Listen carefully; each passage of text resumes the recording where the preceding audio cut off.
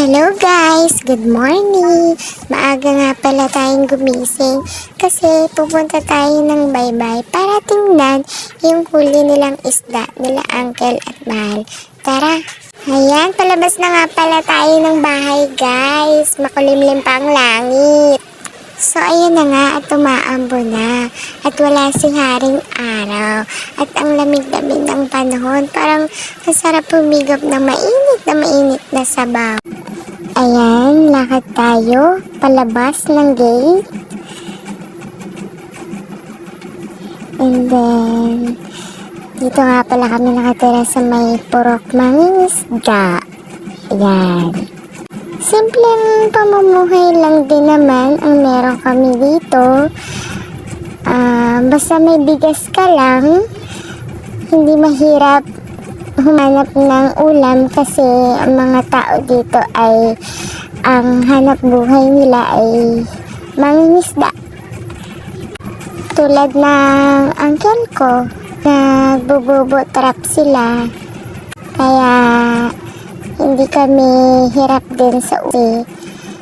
Pwede siyang sugba, prito, sinabawan, or kahit anong recipe ng isda na maisip ay lulutuin. Ayan, natatanaw na natin ang pantalan. Diyan sila dumadaong, sila uncle. Ang aking lovey dubs. Yan po ang aming baybay at nakikita niyo isang bangka ni uncle at dito sa part 2 na ito ay gagawin daw pong pantalan at the same time parang baywalk na rin pero hindi pa rin natatapos. Yan, sila uncle nagpe-prepare para maibaba yung mga isda na napandaw nila. At may pusa tayong na sa lubong o nakita. Yan, bumaba siya. Nahiya siya. Ito naman yung tubig dagat. Malinaw naman.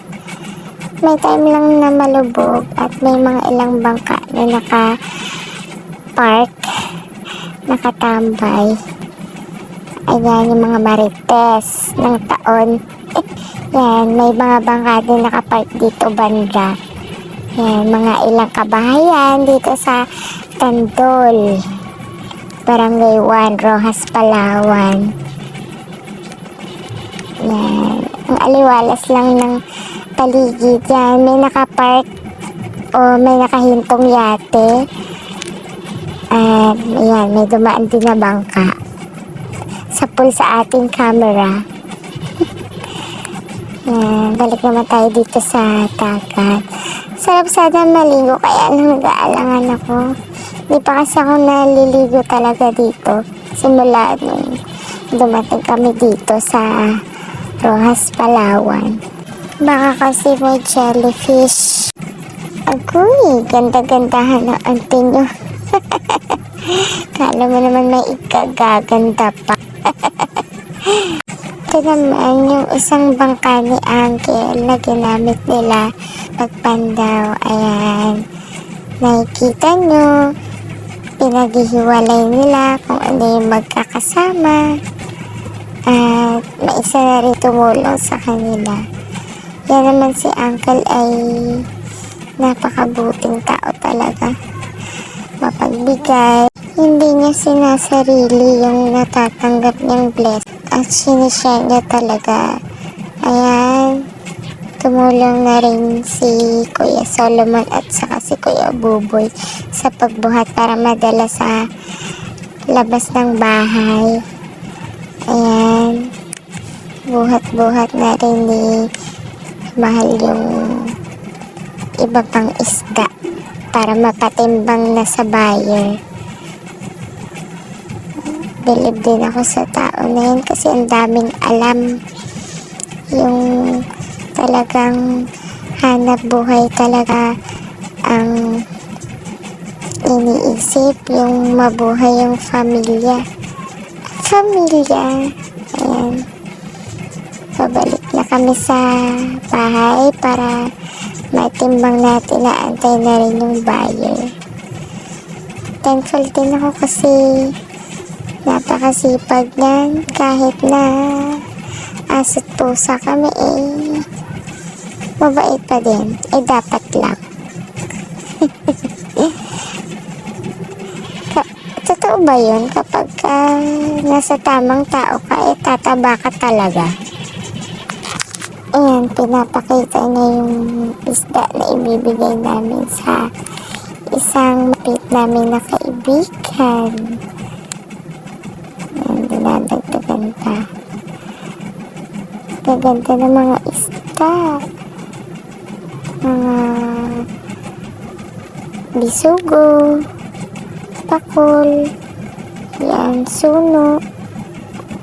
Actually, hindi ko pa alam yung ibang mga pangalan Yan, tinitimbang na po para maidala sa palengke. Always thankful sa Panginoon kasi sa lahat ng biyaya binibigay niya sa amin. Na kami pinapabayaan. Nag-uumapaw na blessing. At patuloy na pag-iingat niya rin sa amin sa araw-araw. Grabe, ang hirap pala voice over. Kailangan malawak ang pag-iisip. Makaisip ka agad ng sasabihin. Pero anyway, makakayanan din natin yan. Basta tuloy-tuloy lang para sa pangarap. O, diba? Malaking tulong din na may isda tayong kapamilya kasi hindi ganun kahirap sa ulam. Pero minsan nakakasawa din. Pero okay lang. At dito ko na lang pala tatapusin ang aking video. Salamat sa panonood.